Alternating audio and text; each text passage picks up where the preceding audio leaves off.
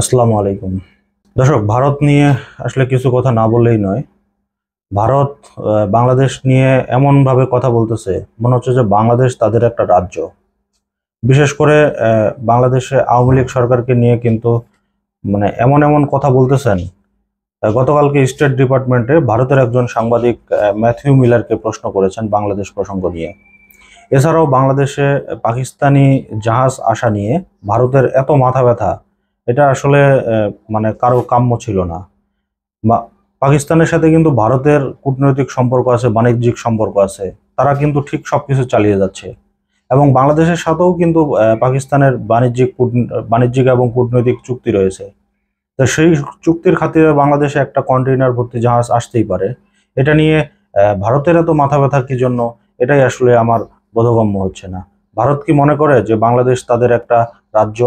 বাংলাদেশের গণমাধ্যম এমন কিছু কাজ করছে যে পাকিস্তানের জাহাজ কবে আসছে, কখন আসলো, ওর ভিতরে কি আছে, কবে খুলবে, এটা নিয়ে পুঙ্খানুপুঙ্খ প্রতি সেকেন্ডেই তাদের নিউজ।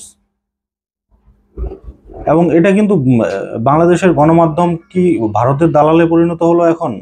এটাই কিন্তু জনমনে ব্যাপক প্রশ্ন তৈরি করেছে। আপনারা কিন্তু এই গণমাধ্যমের কমেন্ট সেকশনগুলোতে গেলে কিন্তু বুঝতে পারবেন যে গণমাধ্যমের এত মাথা ব্যথা কি নিয়ে। কিন্তু পাকিস্তানের সাথে আমাদের এই চুক্তি আছে, সেই হিসেবে তো এটা আসতেই পারে।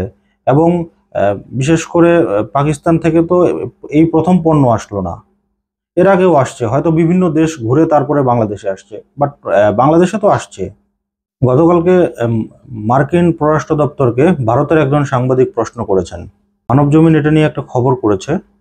খবরে যেটা বলা হয়েছে, বাংলাদেশের পতিত সাবেক প্রধানমন্ত্রী শেখ হাসিনা আওয়ামী লীগ এর কথা বলছেন যুক্তরাষ্ট্রের স্টেট ডিপার্টমেন্টের মুখপাত্র ম্যাথিউ মিলার। সোমবার স্টেট ডিপার্টমেন্টের নিয়মিত ব্রিফিংয়ে বাংলাদেশের কথিত হিন্দু নির্যাতন, গণ অভ্যুত্থানের মাধ্যমে ক্ষমতা হারানো দল আওয়ামী লীগের সমাবেশে বাধা প্রদান প্রসঙ্গে মিলারের কাছে প্রশ্ন করেন এক ভারতীয় সাংবাদিক।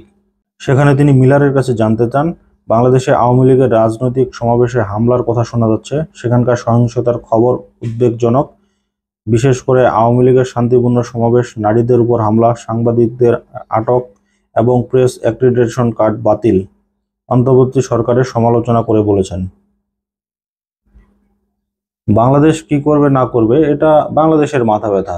ভারতীয় সাংবাদিক এবং তারা প্রশ্ন করে স্টেট ডিপার্টমেন্টে।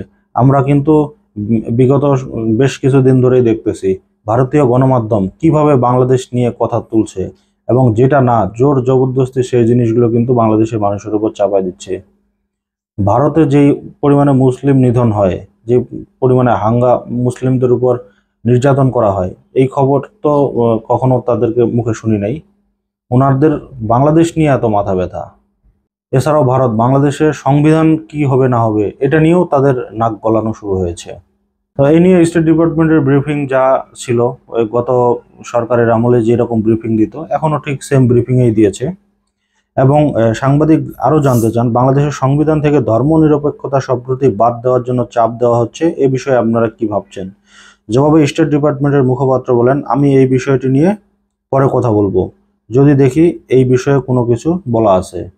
তার মানে কিন্তু আমেরিকা এই ব্যাপারটা সরাসরি হস্তক্ষেপ করা থেকে নিজেদেরকে গুটিয়ে নিল। এখন দেখার বিষয় যে ভারত বাংলাদেশ নিয়ে ভবিষ্যতে আর কি কি চক্রান্ত তৈরি করে রাখছে, এটা এখন কিন্তু দেখার বিষয়। তো দর্শক, আজকের মতো এই পর্যন্তই। আল্লাহ হাফেজ।